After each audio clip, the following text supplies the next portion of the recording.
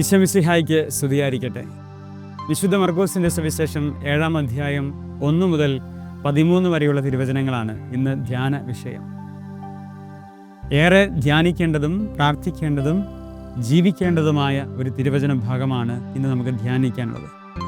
വചനം പറയുകയാണ്, നിങ്ങൾ അധരം കൊണ്ട് എന്നെ ബഹുമാനിക്കുന്നു, സ്നേഹിക്കുന്നു, പ്രാർത്ഥിക്കുന്നു, എന്നാൽ നിങ്ങളുടെ ഹൃദയം എന്നിൽ നിന്നും ഒത്തിരി അകലെയാണ്. ആചാരങ്ങളും അനുഷ്ഠാനങ്ങളും വളരെ ഭംഗിയായി നടത്തപ്പെടുന്ന ഒരു കാലഘട്ടമാണ്. നമ്മുടെയൊക്കെ ദേവാലയങ്ങൾ എന്ത് മനോഹരമായി നിർമ്മിക്കപ്പെട്ടിരിക്കുന്നത്, എന്ത് ഭംഗിയായിട്ടാണ് അവിടത്തേക്ക് ആചാരങ്ങൾ നടക്കുന്നത്. നമ്മുടെ കുടുംബത്തിലെ പ്രാർത്ഥനകളും വീട് പണിയുന്നതൊക്കെ എത്രയോ മനോഹരമായിട്ടാണ്. നല്ല അനുഗ്രഹിക്കപ്പെട്ട അൾത്താര പോലെയുള്ള പ്രാർത്ഥന മുറിവുകളൊക്കെ നമ്മൾ പണിത് വെക്കാറുണ്ട്. നല്ലതാണ്. ഈശോയെ ഒത്തിരി സ്നേഹിക്കുന്ന സമൂഹം, ഒത്തിരിയേറെ വിശ്വാസങ്ങളിൽ അധിഷ്ഠിതമായി വളരുന്ന സമൂഹം, ഒത്തിരിയേറെ നന്മയുള്ള സമൂഹം. പക്ഷേ ഈശോയ്ക്ക് സങ്കടം അതല്ല. ഇതെല്ലാം നിങ്ങൾ ചെയ്യുന്നുണ്ടെങ്കിലും നിങ്ങളുടെ ഹൃദയം എന്നിൽ നിന്നും അകലെയാണ്.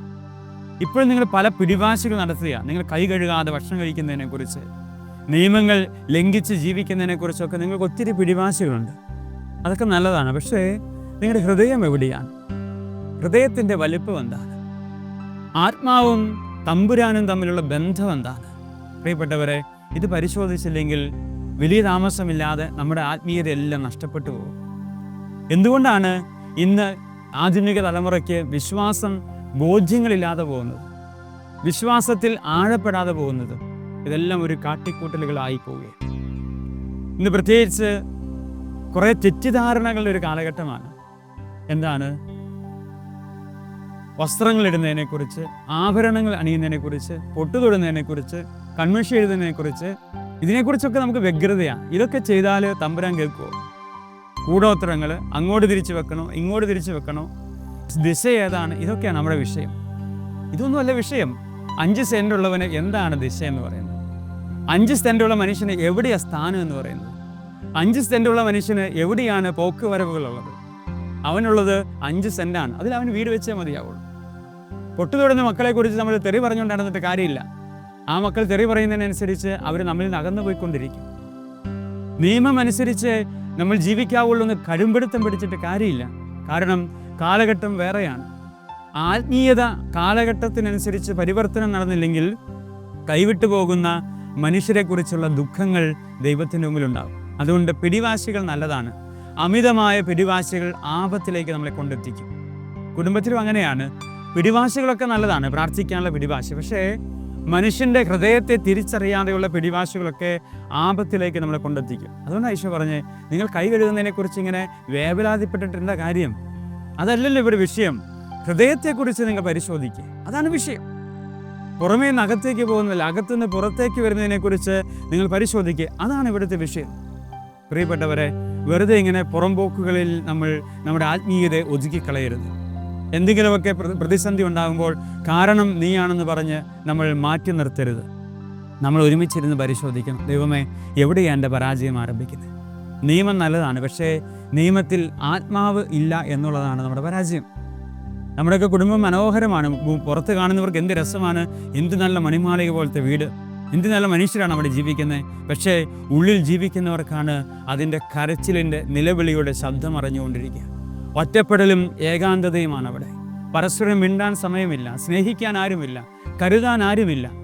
നിയമമൊക്കെയുണ്ട്, മനോഹരമായി സ്ഥാനം നോക്കി വീട് വെച്ചിട്ടുണ്ട്, നല്ല മനോഹരമായ അൾത്താര പോലത്തെ പ്രാർത്ഥന ഇടങ്ങളുണ്ട്. പക്ഷേ കരയുന്നവരുടെ എണ്ണം കൂടുതലാണ്, ഒറ്റപ്പെടുന്നവരുടെ എണ്ണം കൂടുതലാണ്, സങ്കടപ്പെടുന്നവരുടെ, ചങ്കുപൊട്ടുന്നവരുടെ എണ്ണം കൂടുതലാണ്, മരിക്കുന്നവരുടെ എണ്ണം കൂടുതലാണ്. കാരണം എന്താണ്? ഇതിൻ്റെ ഉള്ളിലൊന്നും കരുണയില്ലെന്നുള്ളതാണ്. കാരുണ്യമില്ലാത്ത, കരുതലില്ലാത്ത സ്നേഹമാണ് നമ്മൾ. അതുകൊണ്ട് ഈശോ പറഞ്ഞത്, നിങ്ങൾ ബലിയർപ്പിക്കുമ്പോൾ ഒരു കാര്യം ചെയ്യണം. ആർക്കെങ്കിലും നിന്നോട് വിരോധമുണ്ടെന്ന് തോന്നുന്ന പക്ഷം നീ ബലി അവസാനിപ്പിച്ചിട്ട് അവനുമായി രമ്യതപ്പെട്ടിട്ട് എൻ്റെ ബലിയർപ്പിക്കുക. എനിക്കാരോടെങ്കിലും എന്നല്ല, അതിനേക്കാൾ അപ്പുറത്തേക്ക് ആഴത്തിൽ കടന്നു എന്ന് ഈശോ പറയുന്ന വാചകം ഇതാണ്: നിന്നോട് ആർക്കെങ്കിലും വിരോധമുണ്ടെന്ന് തോന്നുന്ന പക്ഷം നീ ബലി അവസാനിപ്പിക്കണം. പ്രിയപ്പെട്ടവരെ, എന്തൊരു വലുപ്പമാണ് ഈശോയുടെ കരുണയുടെ മുഖത്തിന്. നിന്നോട് ആർക്കെങ്കിലും വിരോധമുണ്ടെന്ന് തോന്നുന്ന പക്ഷം തോന്നിയാൽ മതി, നീ ബലി അവസാനിപ്പിക്കണം. അവിടെ നിയമമല്ല പ്രധാനപ്പെട്ടത്, അവിടെ നിൻ്റെ ആചാരമല്ല പ്രധാനപ്പെട്ടത്. കായേലിൻ്റെയും ആബേലിൻ്റെയും കഥ നമുക്കറിയാം. ഒരുവൻ്റെ ബലി ഈശോ സ്വീകരിച്ചു, ദൈവം സ്വീകരിച്ചു. അവരുടെ ബലി തള്ളിക്കളഞ്ഞു. രണ്ടുപേരും ബലി അർപ്പിച്ചു. പക്ഷേ ഒരുവന് കരുണയില്ലായിരുന്നു, അവരിന് കരുണയുണ്ടായിരുന്നു എന്നുള്ളതാണ്.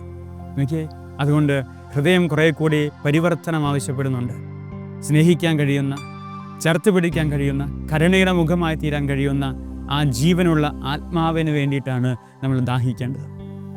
നിയമം നല്ലതാണ്. ഇപ്പോൾ വഴിയിലൂടെ കൂടുന്ന എല്ലാ വാഹനങ്ങൾക്കും നിയമമുണ്ട്. പക്ഷേ ആംബുലൻസിന് മാത്രം നിയമം തെറ്റിച്ചോടാം. കാരണം ആ നിയമത്തിനേക്കാൾ അപ്പുറത്ത് കരുണ ആഗ്രഹിക്കുന്ന ഒരു മനുഷ്യൻ മരണത്തോടതിൽ മല്ലടിക്കുന്നു എന്നതാണ് അതിൻ്റെ കാരണം. അങ്ങനെയെങ്കിൽ നിയമമൊക്കെ നല്ലതാണ്. അപ്പൻ്റെ നിയമങ്ങൾ അത് നല്ലതാണ്. അമ്മയ്ക്ക് അമ്മയുടേതായ നിയമങ്ങളുണ്ട്, മക്കൾക്ക് മക്കളുടേതായ നിയമങ്ങളുണ്ട്, അയൽവക്ക ബന്ധങ്ങൾക്ക് നിയമങ്ങളുണ്ട്. പക്ഷേ ആ നിയമങ്ങൾക്കപ്പുറത്തേക്ക് കരുണയുടെ ഹൃദയമില്ലെങ്കിൽ അതെല്ലാം അധപതനത്തിലേക്ക് നമ്മളെ കൊണ്ടെത്തിക്കും. അതുകൊണ്ട് നമുക്ക് പരിശോധിക്കാം. ഈശോ എന്ന് പറഞ്ഞത് തന്നെയാണ്, മക്കളെ, ആചാരങ്ങളും അനുഷ്ഠാനങ്ങളെക്കാൾ അപ്പുറത്തേക്ക് ഹൃദയവും ദൈവവും തമ്മിലുള്ള ബന്ധമാണ് ഞാൻ പരിശോധിക്കുക. നല്ലതാണ്, ആചാരങ്ങളെല്ലാം നല്ലതാണ്. പക്ഷേ അതിനപ്പുറത്തേക്ക് ഹൃദയം എവിടെ എത്തി എന്ന് നമ്മൾ പരിശോധിക്കണം. അല്ലെങ്കിൽ കൈവിട്ടു പോകും. നമ്മുടെ തലമുറകളെല്ലാം നമ്മിൽ നിന്നും അകന്ന് മാറിപ്പോയിക്കൊണ്ടിരിക്കും.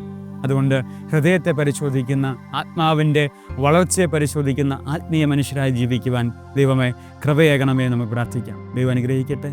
ആമേൻ.